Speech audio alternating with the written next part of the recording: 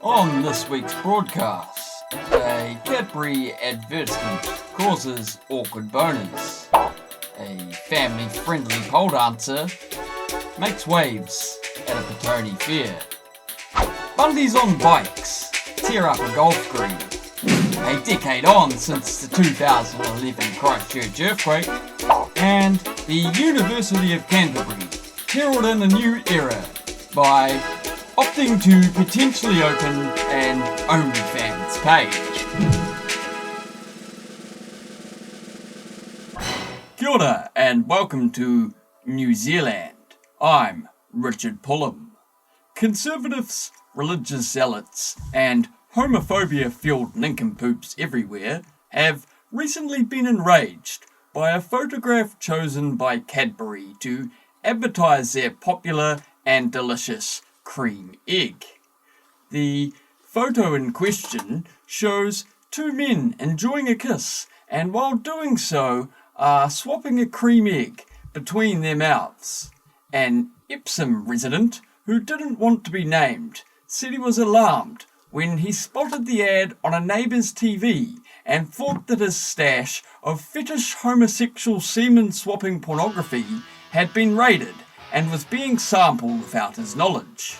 He said he was washed over with relief when he realised it was not in fact his prized gay porn and was in fact the innocent Cadbury sales pitch. Losers everywhere have expressed upset at the photo, and some parents have voiced concern, saying they didn't want their kids to learn homos existed while being sold confectionery. One woman was quoted saying she would be fine with the photo if it depicted a married heterosexual couple, and said she was shaken to the core to see such things coming from what she assumed was a straight and hetero sweets manufacturer. We say, good on you, Cadbury. What can we get people up in arms about next? Rewind in the tape. A stall at last week's Petone fair has shaken the very sensibilities of pearl-clutching nanas and otherwise bored douchebags in the entire Hutt Valley. This particular stall, advertising a local pole dancing school, featured a scantily clad dancer gyrating hypnotically on a pole much like those found in gentlemen's clubs worldwide. The dancer was told to cover up as her lack of clothes caused commotion at the family event. After 30 minutes of pleasing many males in attendance, the dancers were told to dress more appropriately for the event and wear something more family friendly. Garden Pole's dance studio issued a statement in which they said their stall operated within the rules set out by organisers, saying, in spite of this one negative comment, we had a fantastic day at the fair. We had large crowds stop by to watch us perform, lots of positive feedback, and a few brave spectators, including some with their kids, gave it a go. It was fun and interactive, and the public seemed to really enjoy it. One man was seen being led away by his collar, by who we can only assume was his wife, after showering one dancer with a confetti of $5 notes and requesting a private dance. Fair enough.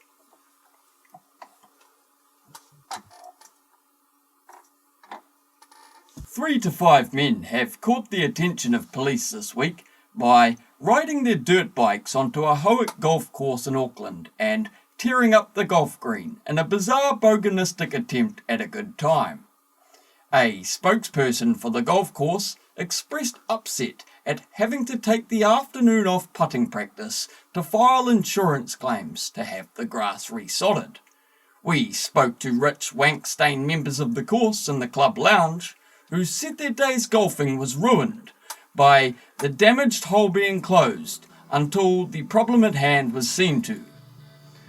In a sheer display of utter genius, one of the alleged offenders chose to drop his motorcycle, during evading the police, opting instead to escape on foot. He was subsequently apprehended moments later and charged with reckless behaviour. This incident follows a separate spate of lunatics on motorcycles driving dangerously. On Waitangi weekend, a score of clowns on bikes performed wheelies and other idiotic stunts through the Greater Auckland region. One of these particular bullsacks was arrested and charged with dangerous driving, hopefully serving as a deterrent to prevent other brainless Bundies from behaving in a similar manner. Supposed to say manner.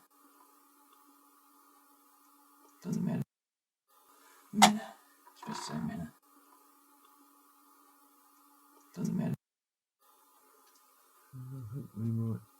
On February 21st, we marked 10 years on since Christchurch rushed to the top of the list of New Zealand's shittiest cities, jumping from fairly unlikable to marking itself no more than a brief stop on one's way to a more final destination, following the 2011 earthquake that reduced parts of the Garden City to a pile of rubble. A decade on, and much of Christchurch is unrecognisable from its former self preceding the 2011 quake that devastated the city and left many of its residents without businesses, out of pocket, or homeless.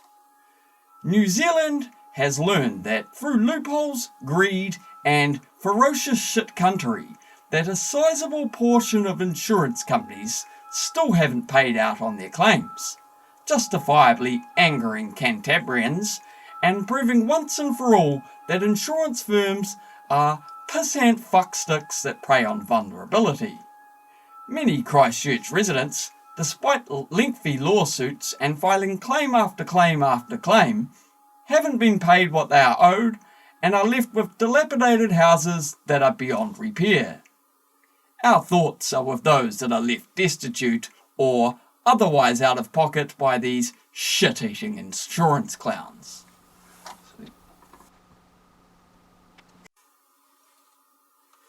And finally, in an utterly bizarre move, Canterbury student magazine editor-in-chief Liam Donnelly has proposed the publication embarks on administering a communal OnlyFans page.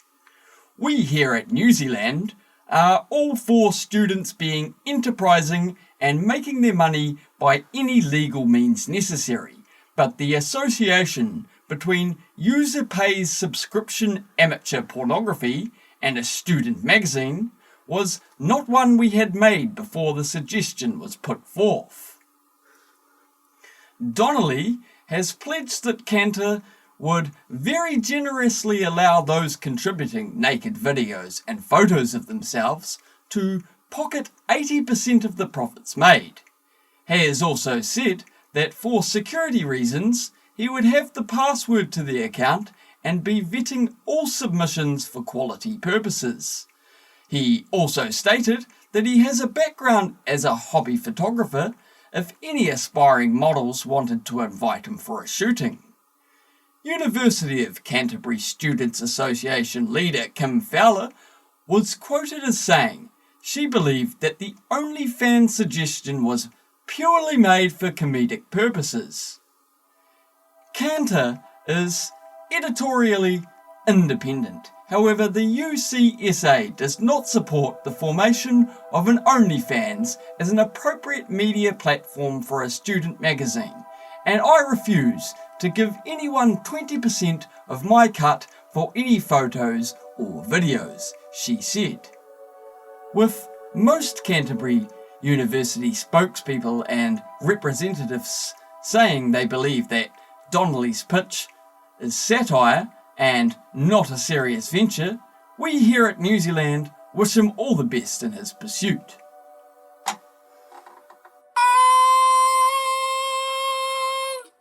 That's our show.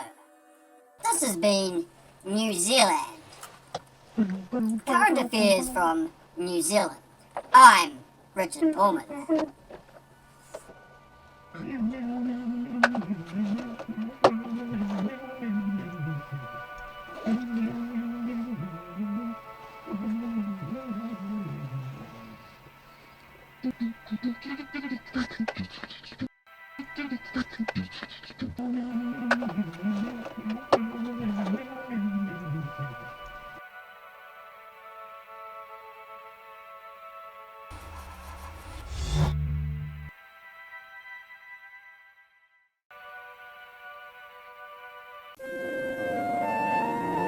It's washing up time. Leave that to me.